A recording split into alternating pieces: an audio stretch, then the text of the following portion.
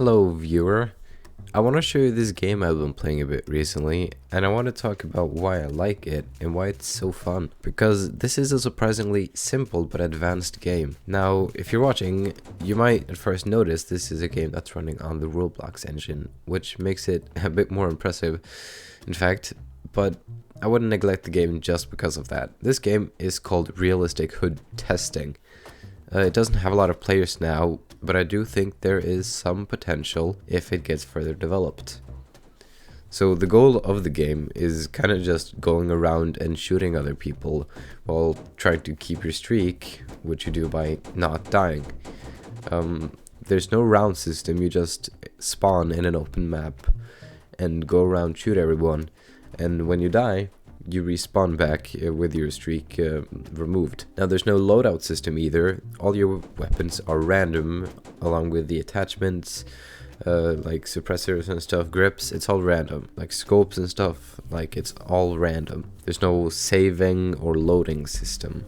And I, oddly enough, feel like this is kind of a good move, because if you had the ability to save and load loadouts, the game would get unbalanced really quickly with older players being very overpowered, having found the best weapons in the game, having kitted them out, and then new players being stuck with maybe a pistol or maybe one of the worst assault rifles. So as you may see on the bottom of the screen, you have two weapons. That's all you have. There's no grenades, there's no knives. It's really just the basics you have. You have the primary, which you can differ from SMGs, assault rifles, and shotguns even. And then you have the secondary, which is always going to be a pistol. Now, how you operate these guns is kind of up to you. If you want to run around with a pistol, that's fine.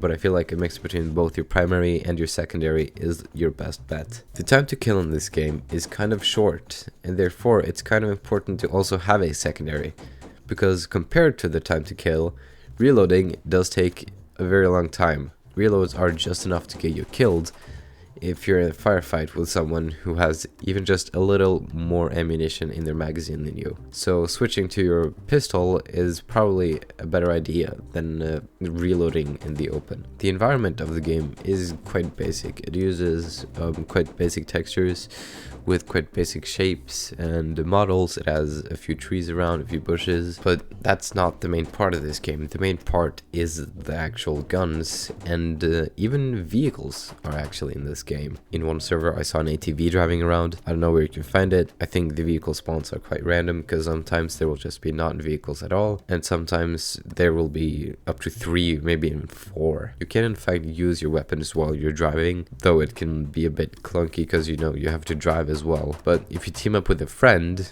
then you can actually get some cool drive-bys, I guess. But if you don't have a vehicle, you're stuck to running around and shit, which actually is kind of fun. Gameplay is quite tactical. As you see, there's a lot of houses and back alleys and stuff where you have to hide in, and there are fences and stuff. The fences, by the way, are see-through, so if you're in a fight with somebody and you see them walking past the fence, because you can see through the gaps in the little planks and whatnot, you can line up your shot so that when they come around the corner, you can get a perfect headshot on them. Which, by the way, the headshot is quite powerful. It doesn't matter what you hit them with. Even with the worst pistol, if you hit them with a headshot, they're out, they're gone, they're done. That's why I was saying that the time to kill is quite low.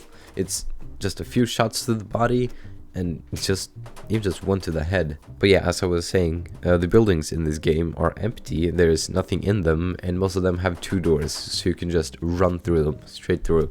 And there are spawns in a few of the houses, and there are also spawns in most of the sheds in the back alley. And this leaves for a lot of opportunities, because for the most part, when you're fighting someone, you're not going to be in the fight for very long. But sometimes when you're in a chase, those houses can actually be to your advantage if you know their layouts. Also, knowing where your opponent is during those fights is very useful, because with those houses you always have like gardens and stuff behind the houses, usually alleys and stuff, where most fights will take place.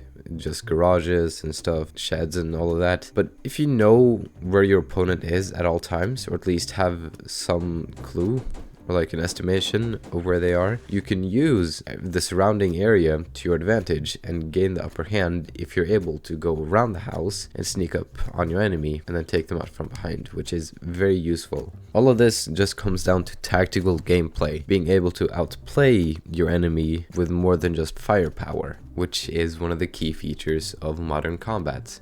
Now, if you want to be even more tactical, you can actually lean and climb in this game. There's not a whole lot you can climb. It's mostly just pillars up to roofs and stuff, so you can get a better advantage, a little bit of high ground, you know. But for the most part, you're going to be stuck on the streets and the grass. Now for the leaning, well, it's not as useful as you might think. For me, at least, I'm not using it really at all, because on the keyboard, the leaning buttons are right above the strafing buttons. It is Q and E to lean left and right, but then it's A and D to strafe left and right. And I don't know about you, but I'll take tactical strafing over yoga any day. Yeah, that was kind of all I had to say. I've been playing it for a little while. It's actually the only game I've been playing through Roblox for the last 3 days, I think. 3-4 days. I probably should find something else to play. But it's so fun, I just like it.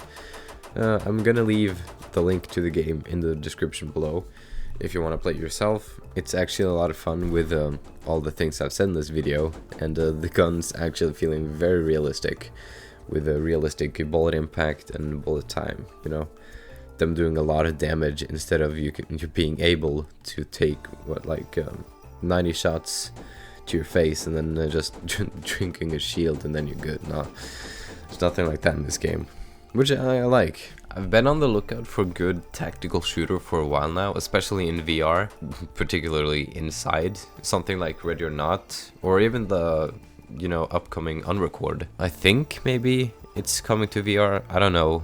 I just seen it in a comment on TikTok, which, you know, isn't the most reliable source.